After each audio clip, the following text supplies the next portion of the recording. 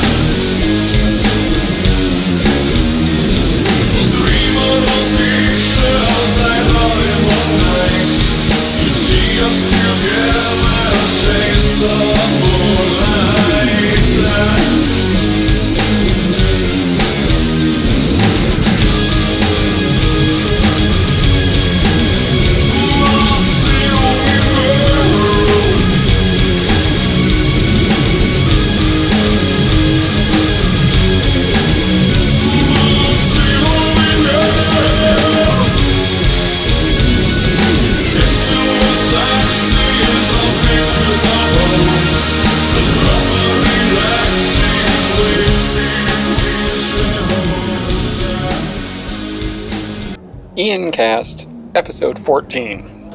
Now, Ian, I have a problem in that I'm old, and I may start sending you Iancasts of bands that I've already done, and you may indeed get Iancasts for the same artist twice, but different albums, or potentially the same artist, same album. If that is the case, please let me know, because I don't really keep any record of anything that I'm doing. I just like to send you stuff, and that I think the entire point of this is just to send you stuff, always kind of on the spur of the moment, and always for, reasons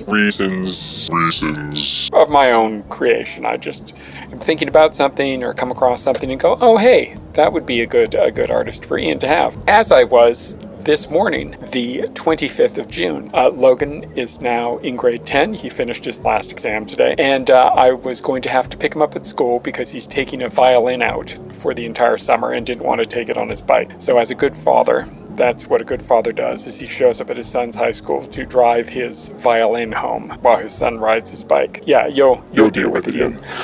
Anyway, the album that I'm sending you is an album by one of my favorite bands of all time. The band's called Type O Negative, and they were around until the lead singer died like 10 or so years ago.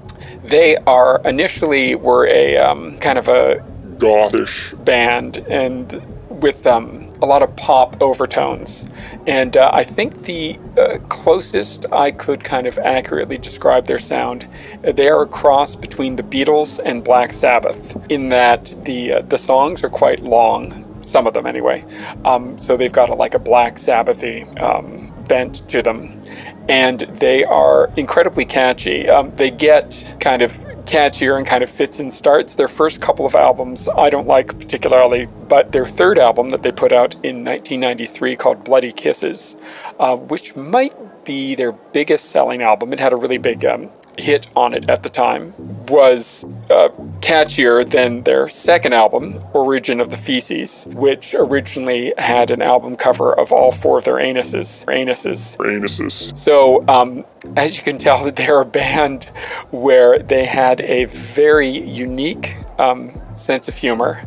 They referred to themselves as not as the Fab Four, but the Rehab Four. And I think everything was always kind of done tongue-in-cheek. A lot of the album titles, little bits and baubles on the album are in-jokes, little bits of humor. The album that I've sent you is, I think it's my favorite album of theirs. It certainly has, I think, the most catchiest songs. It has the highest number of really catchy tunes in one album. It may not have all of their best songs. The albums that come after this, they did an album in 99, 2003, and 2007. Change a little bit. This album is a little poppy. Oh, and before I forget, they're also a band where they did a lot of covers. So every now and then they would slip like a cover in their album, generally towards the end, and they are generally unrecognizable from the original, or at least different enough, I think, and that's kind of the intent of a cover is, you know, if you wanted to record something that's exactly a carbon copy of the original song, why the hell would you do that? You want to make it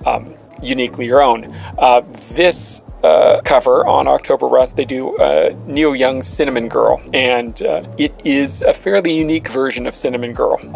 The album was a commercial success. I believe it did pretty well. They were on Roadrunner Records at the time, and this album, in the version that I've sent it to you, is omitting the first two tracks, one of which is 38 seconds long, the other one is 21 seconds. And the first, just as an example of the humor, the first track that you are not getting is called Bad Ground, which is a 38 seconds of them badly grounding, trying to plug something in. So, ha ha, ha ha ha. And the second track, I think, is them saying, hey, I hope you enjoy the album. So, this has their... Oh yeah, this is chock-a-block full of songs that are generally longer. It's got a whole bunch of 7-minute songs, a bunch of 5.5-minute songs. They had a hit with a song called My Girlfriend's Girlfriend, which is 3.5 minutes, just over 3.5 minutes long.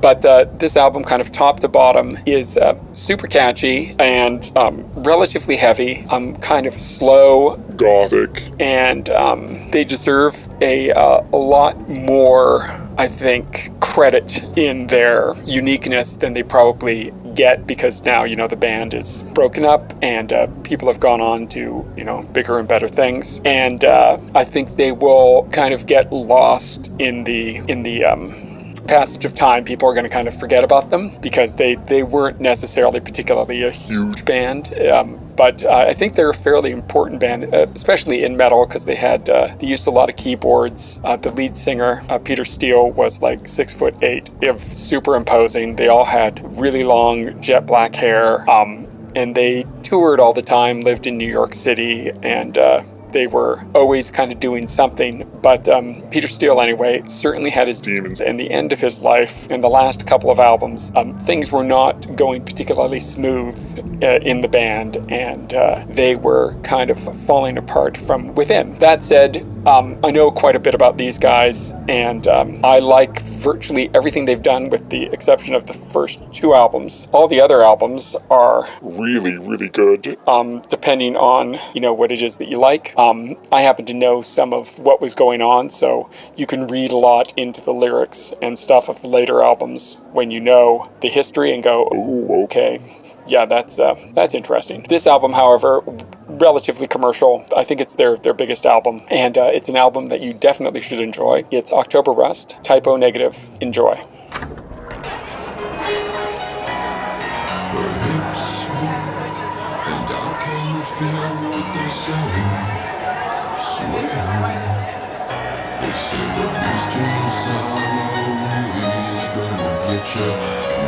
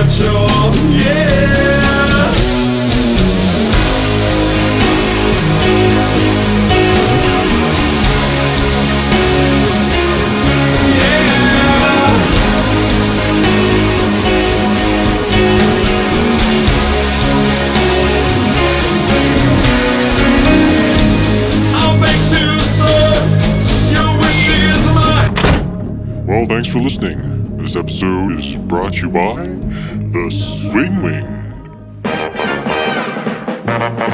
It's a new thing. It's a fun thing. It's a swing wing. It's a what? It's a swing wing. It's a wing wing. A brand new transcript fun thing. It's a what? It's a swing wing. A fun thing. And now it's your favorite store thing. It's a what? It's a swing wing. A fun thing. And everybody's gotta have one thing. It's a swing wing. A wing thing. A brand new transcript fun thing. It's a swing wing. A new thing. It's a swing wing. Get Swing Wing, made by Transigram, where the fun comes from. It's a Swing Wing. It's a what? That's right. The Swing Wing, responsible for a whole generation of concussed adolescents. Look up the ads, you'll see what I mean. Anyway, see you next time.